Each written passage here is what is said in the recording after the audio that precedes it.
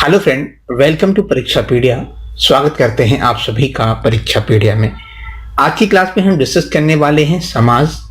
आपको पता होगा समाज हिंदी का एक ऐसा टॉपिक है जो कि किसी भी वनडे एग्जाम में 2 से 3 नंबर के प्रश्न यहाँ से पूछे जाते हैं। अगर आप टीचिंग की प्रिपरेशन कर रहे हैं या यूपी के ऐसे कई vacancy UP triple SC, UPSI या ऐसे एग्जाम की प्रिपरेशन कर रहे हैं जहां पे हिंदी पूछी जाती है, तो वहां पे आपके एग्जाम में 2 से 3 नंबर के समास पूछे जाते हैं। तो आज क्लास में हम बेहद ट्रिकी माध्यम से जो है समास को समझने वाले हैं। तो चलिए बात करते हैं समास। पहले हम जानेंगे कि होता क्या है। तो बच्चों, अगर हम समास की बात करें कि समास क्या है, तो ध्यान दीजिएगा, जब 2 या 2 से अधिक शब्दों से मिलकर जो एक नया शब्द बनता है उसी को हम क्या कहते हैं? समास कहते हैं। क्या है समास? जब 2 या 2 से अधिक शब्दों से मिलकर जो नया शब्द बनता है प्यारे बच्चों, उसी को हम समास कहते हैं। और ये जो पद बनता है, एक नया पद बनेगा और छोटा पद बनेगा। अगर हम बात करें जैसे उदाहरण की, कि उदाहरण से हम समझते हैं समास के बारे में। जैसे यहाँ पे हमने दिया उदाहरण, घोड़े पर सवार। ये क्या है? अब पूछ ले, घोड़े पर सवार, तो ये अगर हम इसका छोटा रूप देखेंगे तो क्या हो जाएगा? घुड़सवार।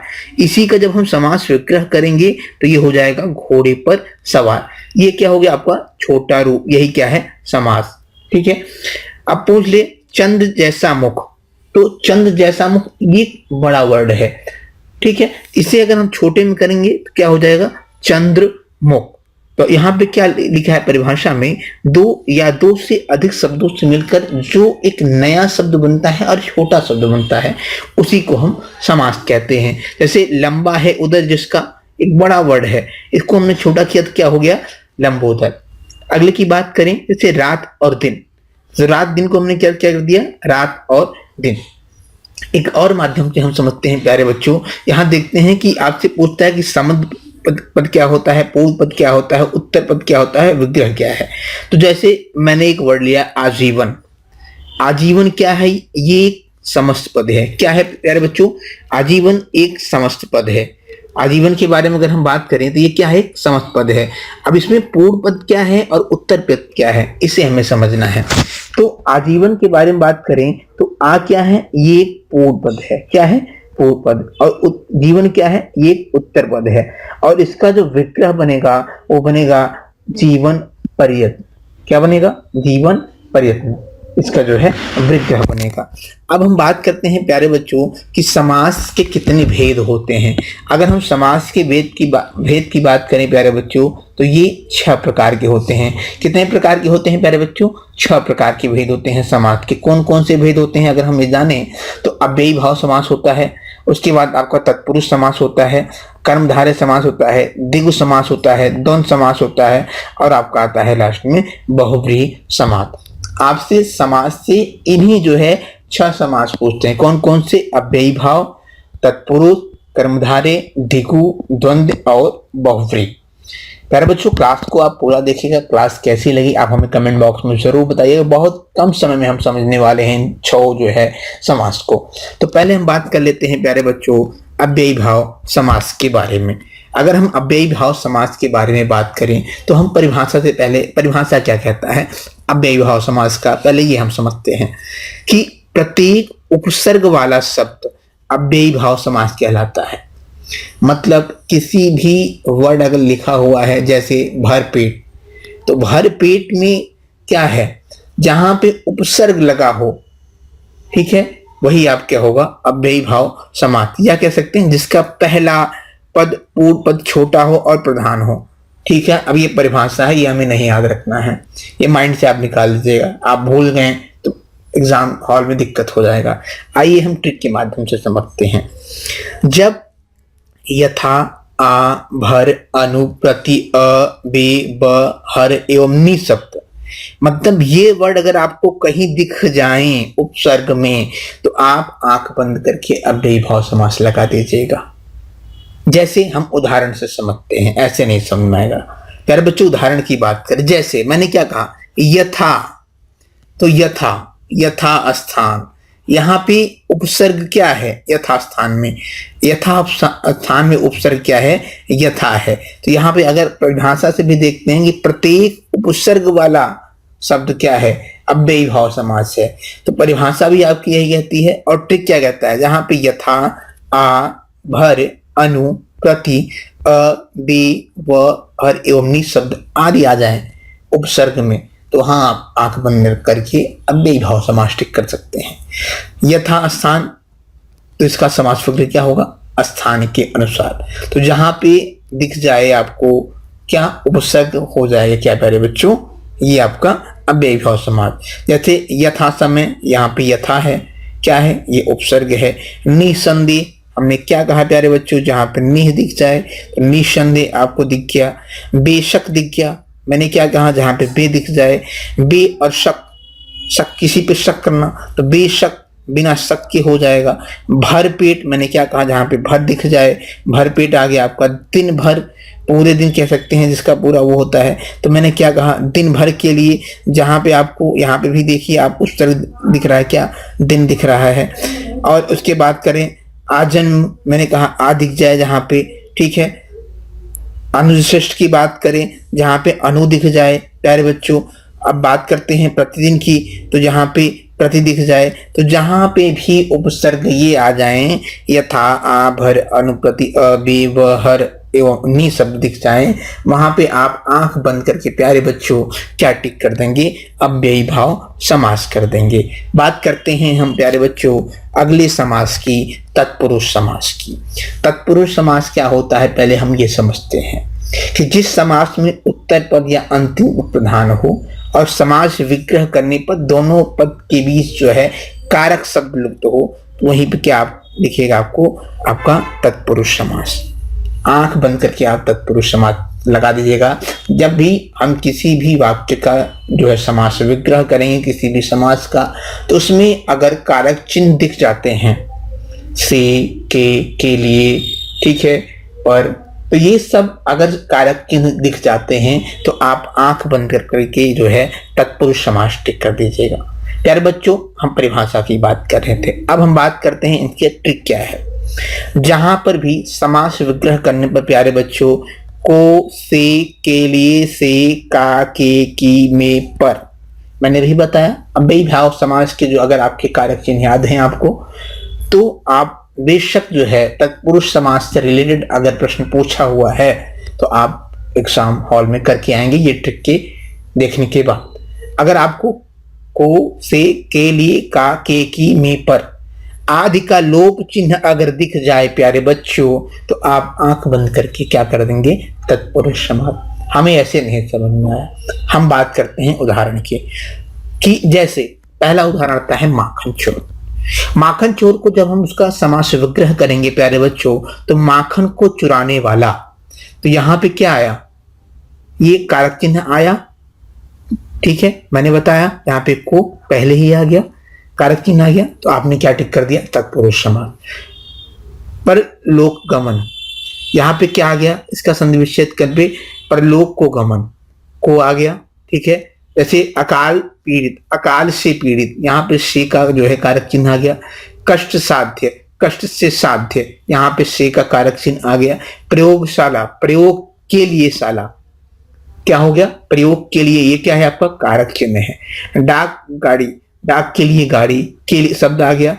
ऋण मुक्त, ऋण से मुक्त, से का आ गया। राष्ट्र का गौरव जो है यहाँ पे कागा आ गया। और में, नीति में कुशल, नीति कुशल, यहाँ पे क्या हो गया? में आ गया कारक चिन्ह।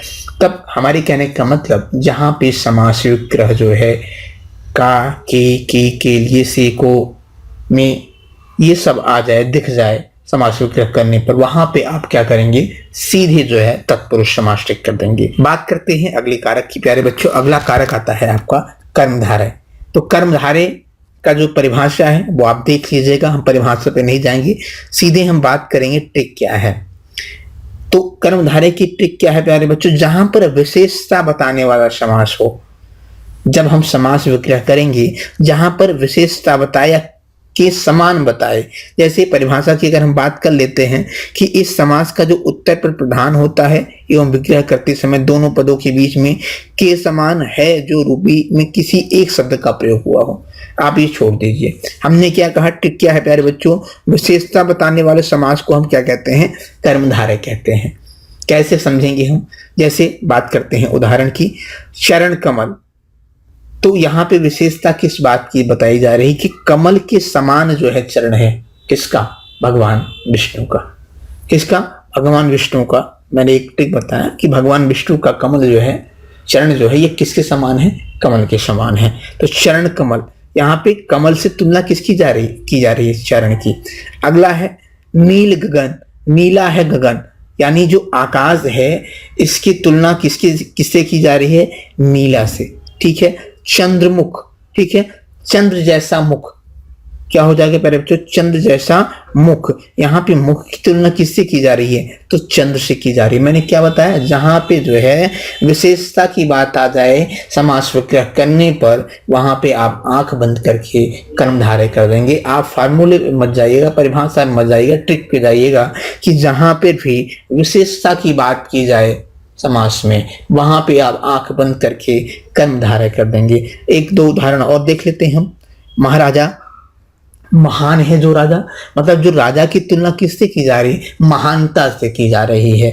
पीतांबर, पीत है जिसके अंबर, यानी अंबर की तुलना किससे की जा रही है, पीले से की जा रही है। ठीक है प्यारे बच्चों, बात करते हैं अगले समास की। तो अगला समास आपका आता है द्विगु समास। द्विगु समास की बात करें प्यारे बच्चों, जिस समास में जो है पूर्व पद से संख्यावाचक हो उसे द्विगु समास कहते हैं। ट्रिक क्या है, जहां पे आपको समास में संख्या शब्द की अगर बात कर ले तो आप सीधे आंख बंद करके द्विगु समास पे टिक कर दीजिएगा। ठीक है। द्विगु समास में क्या है, जहां पे संख्या की प्रधानता हो। जैसे दोपहर, दोपहर 2 की बात की जा रही है। शताब्दी 100 की बात की जा रही है। पंचतंत्र 5 की बात की जा रही है। सप्ताह 7 की बात की जा रही है। चौराहा 4 की बात की जा रही है। त्रिलोकी 3 की बात की जा रही है। तिरंगा 3 की बात की जा रही है। त्रिफला 3 की बात की जा रही है। ठीक है। जहां पर आपको संख्यावाची शब्द दिख जाएं वहां पे आप आंख बंद करके जो है सीधे द्विगु समास टिक कर देंगे। यहाँ पे एक बात और बनती है कि सर दशानन में क्या होगा, प्यारे बच्चों दशानन में द्विगु समास नहीं होगा। क्या होगा आगे अभी हम आपको बताने वाले हैं। बात करते हैं द्वंद्व समास की। तो द्वंद्व समास की बात करें प्यारे बच्चों, तो जिस समास में पूर्व पद और उत्तर पद दोनों ही प्रधान हों और अथवा या एवं आदि शब्दों अगर आ जाएं तो वहां पे क्या हो जाएगा, वहां पे आपका हो जाएगा द्वंद्व समास। हम परिभाषा की बात छोड़ दे रहे हैं, हम सीधे उदाहरण पर आते हैं प्यारे बच्चों कि उदाहरण क्या होगा। जिस समास में योजक शब्द आ जाए, ठीक है, समास विग्रह करने पर और आ जाए, और अगर समास दिया हुआ है जिसमें योजक चिन्ह लगा हुआ हो, आप सीधे आंख बंद करके द्वंद्व समास पर टिक कर दीजिएगा। जैसे प्यारे बच्चों मैंने बताया कि अगर जहां पे या आ जाए या और आ जाए समास विग्रह करने पर, तो आप सीधे क्या करेंगे, द्वंद्व समास पर टिक कर देंगे। जैसे हमने देखा देश विदेश, तो यहाँ पे क्या लगा हुआ है, योजक चिन्ह लगा हुआ है, आप सीधे टिक कर देंगे द्वंद्व समास। रात दिन, रात दिन के बीच में क्या लगा हुआ है आपका, द्वंद्व समास। कभी कभी ये द्वंद्व समास ना लगा रहे, आप जो है समास विग्रह करिए और आ जाए या आ जाए तो आप सीधे द्वंद्व समास टिक कर दीजिएगा। भला बुरा, यहाँ पे क्या लगा है, योजक चिन्ह, भला और बुरा और आ रहा है। जैसे हम बात कर लें भूल चूक, योजक चिन्ह लगा हुआ है पहले, तो दूसरा या शब्द आ रहा है भूल या चूक। सुख दुख, सुख या दुख, देखिएगा।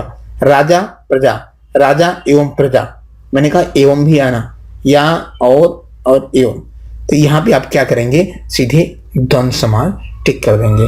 अब बात करते हैं प्यारे बच्चों हम आखिरी समास की, बहुब्रीहि समास, जहां से प्रश्न बहुत ही ज्यादा बनते हैं बहुब्रीहि समास से। तो बहुब्रीहि समास को समझते हैं कि पहले हम परिभाषा की बात कर लेते हैं। जिस समास में दोनों पदों के माध्यम से एक विशेष या कह सकते हैं तीसरे का अर्थ का बोध हो, वहां पे हम क्या कहेंगे, बहुब्रीहि समास कहेंगे। अभी मैंने बताया दशानन की कि इसमें संख्यावाचक तो है लेकिन यहाँ पे परिभाषा के माध्यम से आप समझ गए होंगे कि जिस समास में जो है समास विग्रह करने पर अर्थ बदल जाए वहां पे क्या हो जाएगा प्यारे बच्चों, बहुव्रीहि समास हो जाएगा। ट्रिक क्या है कि समास विग्रह करने पर जो है अर्थ बदल जाए। इसका सबसे बड़ा ट्रिक यही है कि जब भी हम समास विग्रह करेंगे उसका अर्थ बदल जाएगा। जैसे हम बात करते हैं गजानन की, तो गजानन की बात करें अगर हम समास विग्रह करते हैं प्यारे बच्चों, गज से आनन वाला, ठीक है, किसको कहा जाता है, भगवान श्री गणेश जी को। चतुर्भुज, चतुर्भुज किसे कहा जाता है, चार हैं भुजा जिसकी, किससे कहा जाता है, भगवान विष्णु को कहा जाता है। त्रिलोचन, तीन है आंख जिसके, तो तीन आंख वाला कौन है, त्रिनेत्रधारी भगवान शिव कहा जाता है। दशानन की बात करें तो किसे कहा जाता है, रावण को कहा जाता है। 10 हैं आनन जिसके, यानी 10 शीश वाला, किसके, रावण को कहा जाता है। मुरलीधर, मुरली धारण करने वाला किसे कहा जाता है, भगवान श्री कृष्ण को। अब यहाँ पे आप देखिए प्यारे बच्चों कि जब हम समास विग्रह कर रहे हैं किसी भी शब्द का तो उसका जो अर्थ है वो बदल जा रहा है, ठीक है। चतुर्भुज, चार हैं मुख जिसके, किसके, भगवान ब्रह्मा जी को। लंबोदर, लंबा है उधर जिसका, किसे कहा जाता है, श्री गणेश जी को। प्यारे बच्चों ये जो समास के ट्रिक है उम्मीद है आपको क्लास अच्छी लगी होगी। कैसी लगी आप हमें कमेंट बॉक्स में जरूर बताएं। अगली कौन सी क्लास रहे हिंदी की आप हमें कमेंट बॉक्स में बता सकते हैं। मिलते हैं आपसे अगली क्लास में, तब तक के लिए धन्यवाद।